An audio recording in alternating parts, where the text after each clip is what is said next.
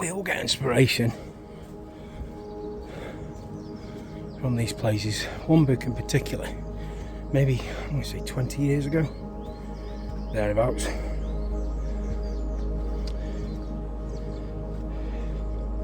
Written by Neil Gaiman, called American Gods. I think they've made it into a Prime show. It's nowhere near as good as the book. In fact, quite poor really, the TV show. Inside every probe, there's a single irritating grain of sand. That's me. But the book, that idea that all these gods, both gods that are worshipped now and gods from the past, the old gods,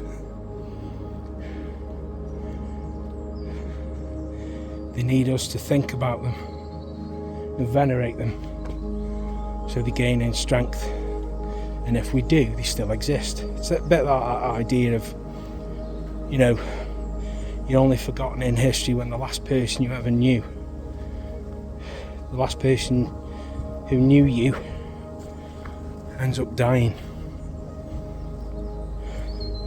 and there's no one else to remember you. It's a bit like that. But when you come to places like this, the gods are here, man. You can feel them all around. Slightly unnerving at times. Mostly benevolent. You know?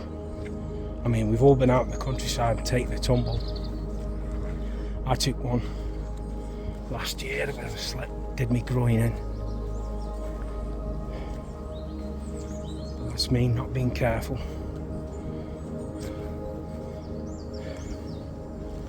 I had a frightening experience once. It's in I'll do another video on this place,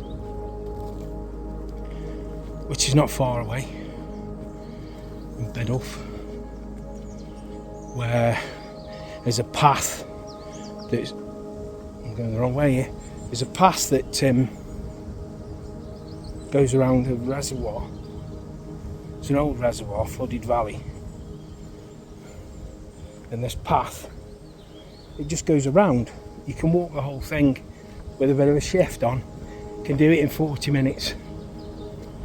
Anyway, I went there because there's lots of woodland around it, and there was some good Boletus fungus, you know. Like I say, I've always been interested in funguses and the medicinal and culinary delights of them. Anyway, I went looking for penny buns, as they're called, and on my way around the reservoir to the bit of the woods where I'd seen them previously, I saw two weasels scrapping, playing, you know, in that mad way weasels do, like they've been enchanted by a demon or something. Anyway, I was watching it, and they scurried up this little bank, so I went up the bank to follow them, to watch them further, and they went out of my sight. Anyway, I came back down this only shallow bank, and I started to walk around to where I'd find the mushrooms, and one, I couldn't find any mushrooms, and two, I thought I'd turn back, and I turned back, and I walked and I walked and I walked, and I could not find my way. There's only one route around this thing. So I turned around and went the other way. I thought, well, I'll walk the other way. And there's two landmarks, if you will. One is a warder's tower, and the other is a park bench that I used to sit on and look out over the water, and I could find neither. And I walked, I am not kidding, I walked for hours and I could not find my way out. I'm perplexed by it. My heart's beating in my chest now thinking about it. I got so panicked,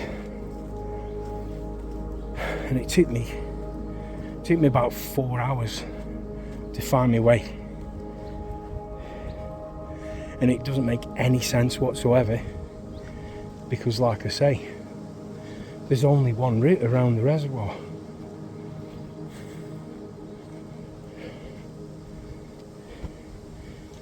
And I didn't know how to tell, I didn't know how to feel, so I did a bit of research, and maybe I encountered or suffered was a fairy stray, as they call them. I think that's what they call them in Ireland, where you've had a spell put on you and you cannot find your way out.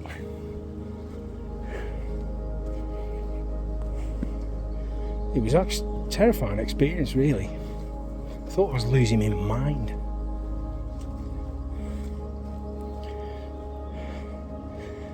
But I look back on it now,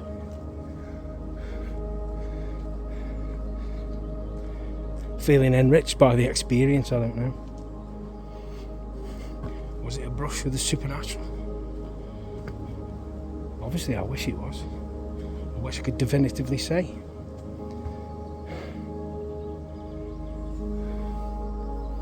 You can't tell me that doing an abbey places like this.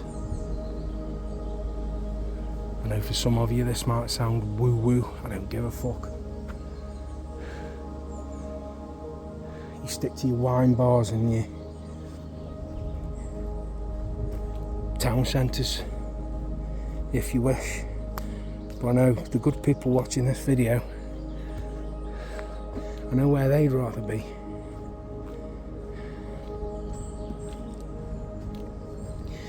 Somewhere like this.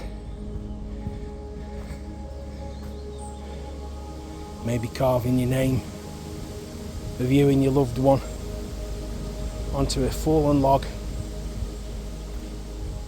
See, I don't mind that so much. There's a symbol of protection there. Perhaps Gawain's been down here. Again,